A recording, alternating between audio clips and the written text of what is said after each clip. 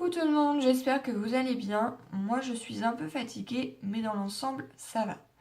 Aujourd'hui nous sommes le samedi 22 septembre, je suis en week-end et donc j'avais envie de faire une vidéo avec vous.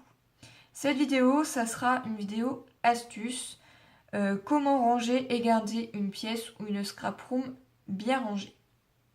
Donc pour cela, je vais vous donner 7 astuces qui pour moi me sont utiles et j'espère que ça vous donnera des idées et que ça vous sera utile par la suite. Donc on va commencer par l'astuce numéro 1. L'astuce numéro 1, c'est d'avoir un endroit ou un emplacement spécifique pour votre scrapbooking.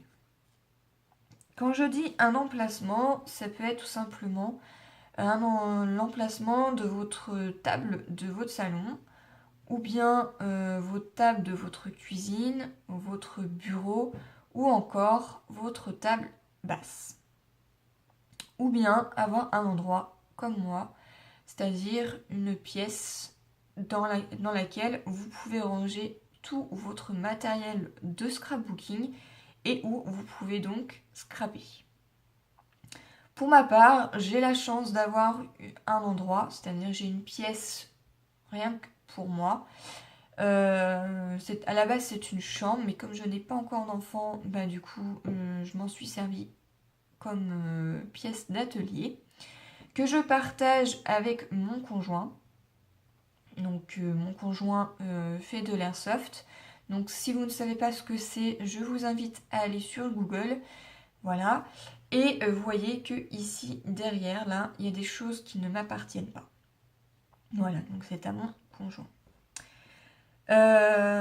Donc voilà, si vous n'avez pas d'endroit où ranger tout votre matériel, vous pouvez tout simplement vous faire un petit endroit dans une de votre armoire ou votre placard pour pouvoir ranger tout votre matériel de scrapbooking.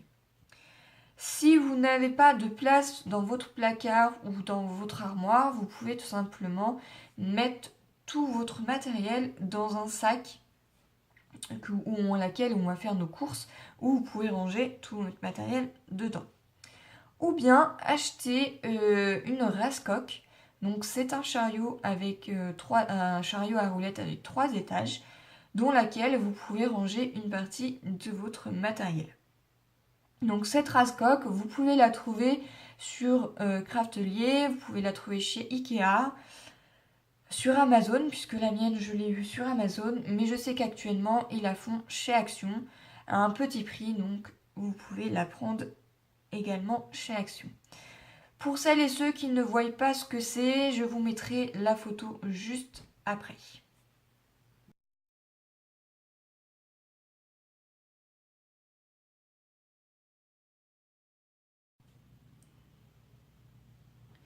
Astuce numéro 2, ranger tout son matériel de scrapbooking.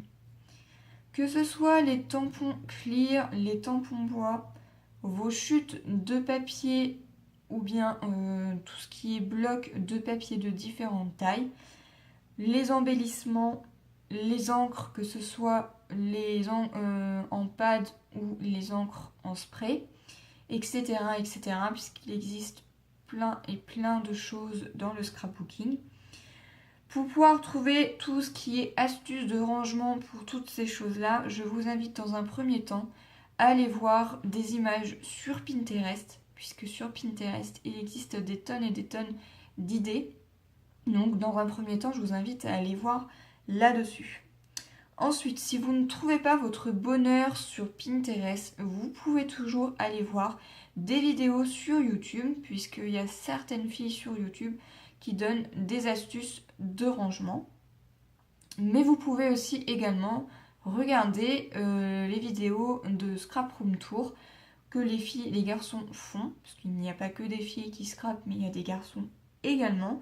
Et donc vous pouvez donc trouver des idées sur ces vidéos-là, puisque des fois ça peut nous être utile également. Donc moi là je vais vous faire montrer une photo que j'ai trouvée donc sur Pinterest, que je me suis servi pour ranger mes chutes de papier. Et je vous mettrai également une photo de comment j'ai rangé mes dies dans un album photo grâce à l'astuce de Dali SJ. Voilà.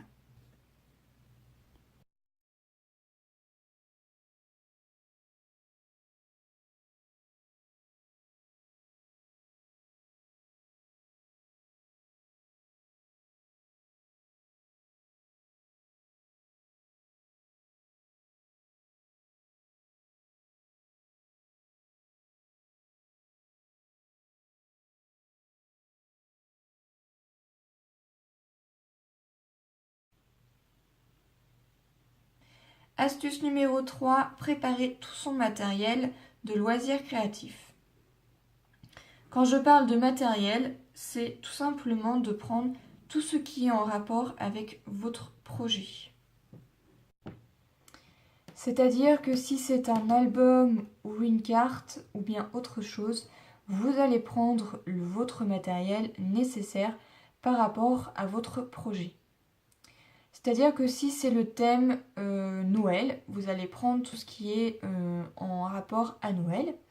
Si c'est le thème d'été, vous allez prendre tout ce qui est en rapport à l'été.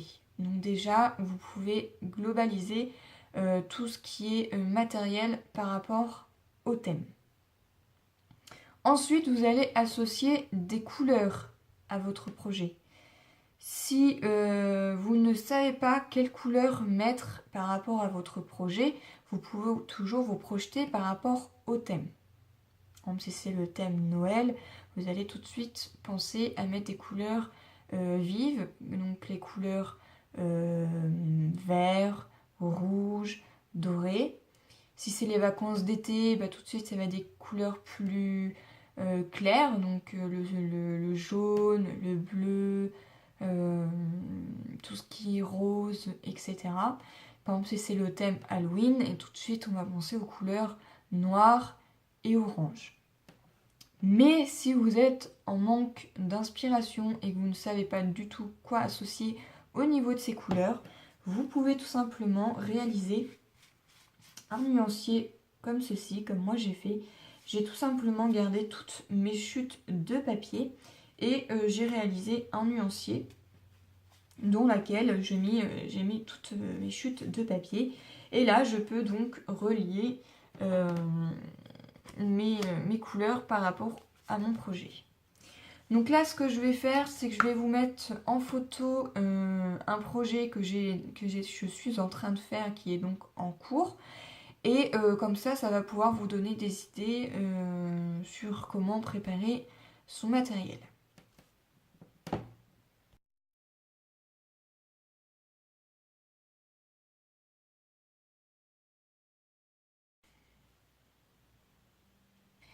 Astuce numéro 4, les idées de projet. Si vous avez beaucoup d'idées de projet qui vous passent à travers la tête, vous pouvez les écrire soit dans un cahier comme ceci, dans un bullet journal ou bien autre que vous avez par la main. Le but, c'est de ne pas avoir trop de projets en cours. Il faudrait se fixer minimum à 3 projets. Je pense que c'est déjà pas mal. 2 petits, 1 gros, je pense que c'est suffisant. Ensuite, beaucoup d'entre vous me demandent souvent comment trouver les idées de projets que vous voulez réaliser. Donc vous pouvez aller sur Pinterest, il y a pas mal de choses dessus. Vous pouvez aller aussi sur des vidéos de YouTube, hein. Il y a beaucoup de filles qui font des créations d'albums, de boîtes, de cartes, etc. Donc ça peut vous donner des idées. Mais vous pouvez également faire comme moi, c'est-à-dire que à chaque projet terminé, je photographie mon projet et je l'imprime. Et après, je le classe dans un classeur comme ceci, où j'ai tout simplement inséré des intercalaires et à chaque intercalaire, j'ai mis un sujet. C'est-à-dire que la première intercalaire, par exemple si je prends celle-ci, ça va être tout ce qui est faire par naissance et baptême. Si je prends cet intercalaire-là, ça va être tout ce qui est carte anniversaire et les enveloppes. Si je prends celle-ci, ça va être les décorations pour les tables de Noël et les cartes de Noël. Hop. Si je prends celle-ci, ça va être album photo et livre d'or. Et vous voyez que j'en ai rajouté d'autres ici, parce qu'on peut en rajouter encore et encore. Et à l'intérieur, voilà, je photographie tout simplement tout ce que j'ai réalisé. Et une fois que c'est terminé, eh bien, je les classe. Comme ça, je peux repiocher à l'intérieur de mon classeur et retrouver des idées.